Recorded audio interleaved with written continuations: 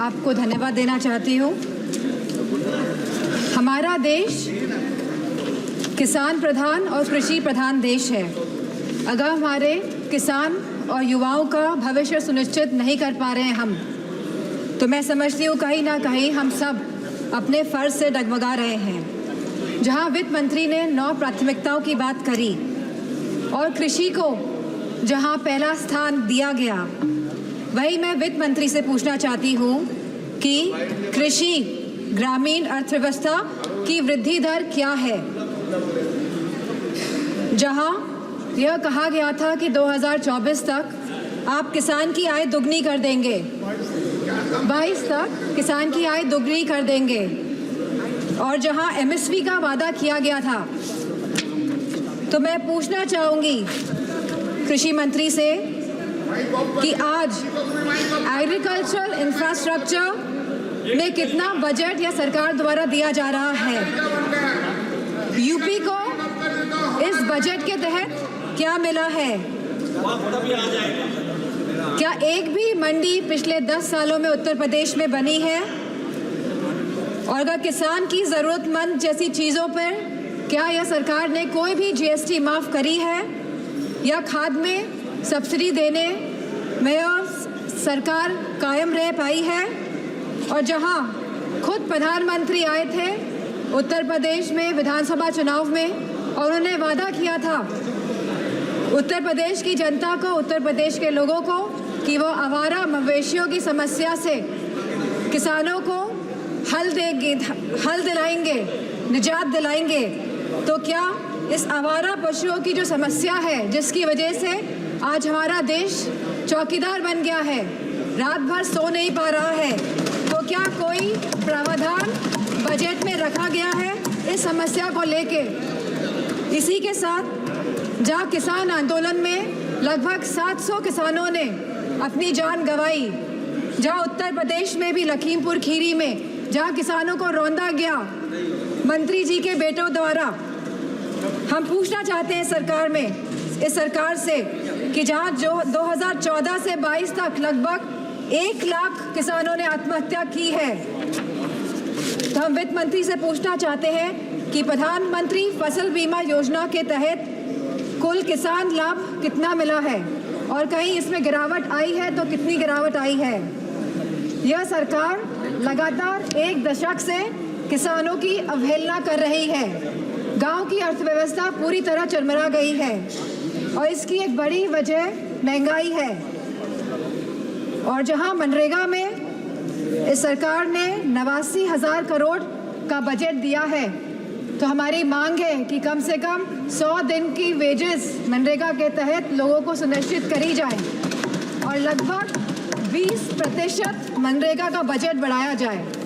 इसी के साथ शिक्षा बजट में भी लगातार हमारा घट रहा है, जहां यह केवल आज 2.5% है of the total budget spending allocation, और जहां यूनेस्को ने ये बेंचमार्क दिया है कि लगभग यह 4 से 6% तक होना चाहिए, वही यूजीसी के फंड्स लगातार घटाए जा रहे हैं, और इसको लगभग इस बार 7 से 61% घटा दिया गया है। जहां हम बात करते हैं सस्ती और अच्छी शिक्षा की, वहीं यह सरकार लगातार शिक्षा बजट जो कम कर रही है, तो मैं समझती हूँ इनकी नीयत कहीं साफ नहीं है, मंशा कहीं सही नहीं है हमारे देश के युवाओं के और स्टूडेंट्स के प्रति। वहीं आज हमारे देश का युवा निराश है, जहां निराशा संभव को भी असंभव बना देती है। तो मैं समझती हूँ जो वादे किए गए थे, जो रोजगार को लेके, सरकार पूरी तरह इसमें विफल रही है, और लगातार बेरोजगारी दर बढ़ रहा है। जहां आज यह बेरोजगारी दर 9.2% है, और जहां महिलाओं का बेरोजगारी दर 18.5% है। तो मैं समझती हूँ लगातार युवाओं का मनोबल गिराने का काम इस सरकार ने किया है, और अग्निवीर जैसी योजना ला के इस सरकार ने नौजवानों का, युवाओं का, इस देश की प्रतिष्ठा का सम्मान गिराने का काम किया है।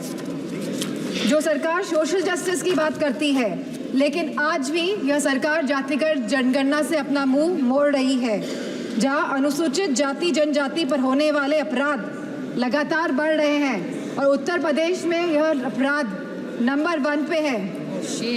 और साथ ही महिलाओं के साथ जघन्य अपराध लगातार बढ़ रहे हैं। उत्तर प्रदेश आज इसमें भी टॉप लिस्ट पर है। तो मैं पूछना चाहती हूँ कि महिलाओं को सुरक्षा को लेकर यह सरकार क्या कर रही है।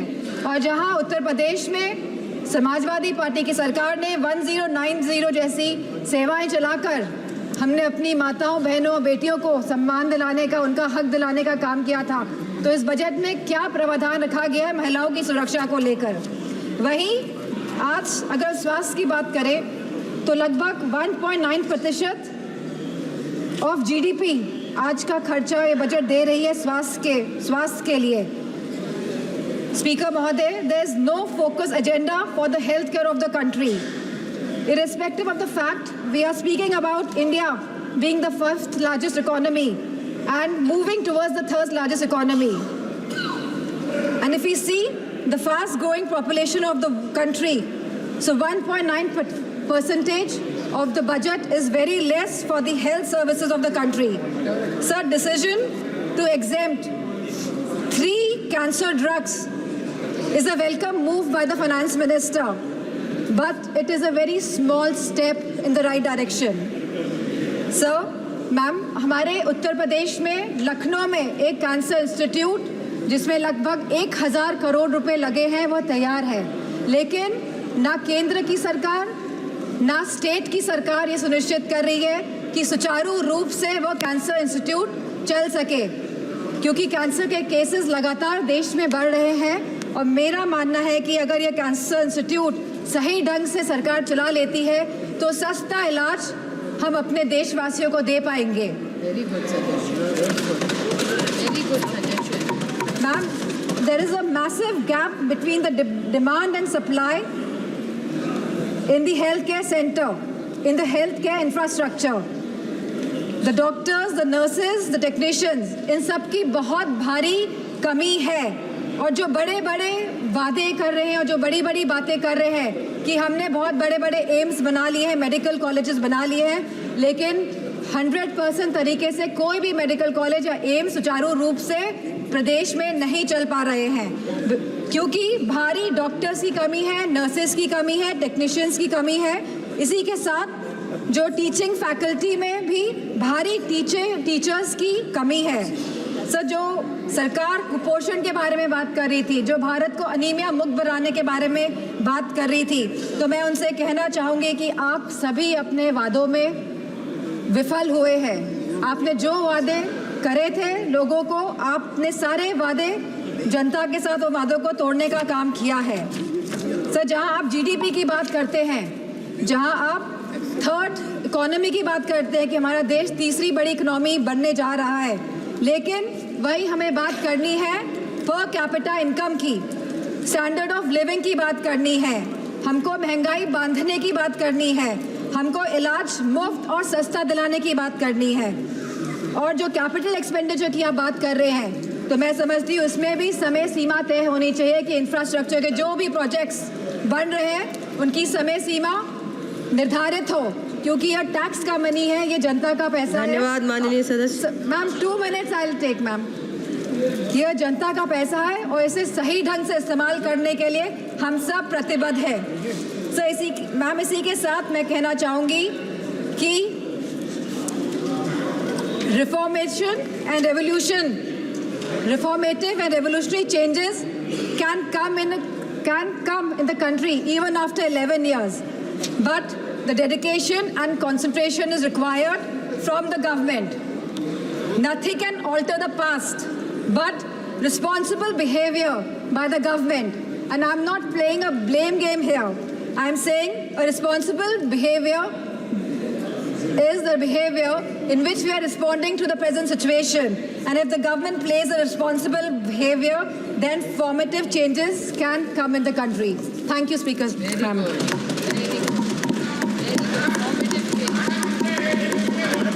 माननीय सदस्य श्री सुरेश कश्यप जी।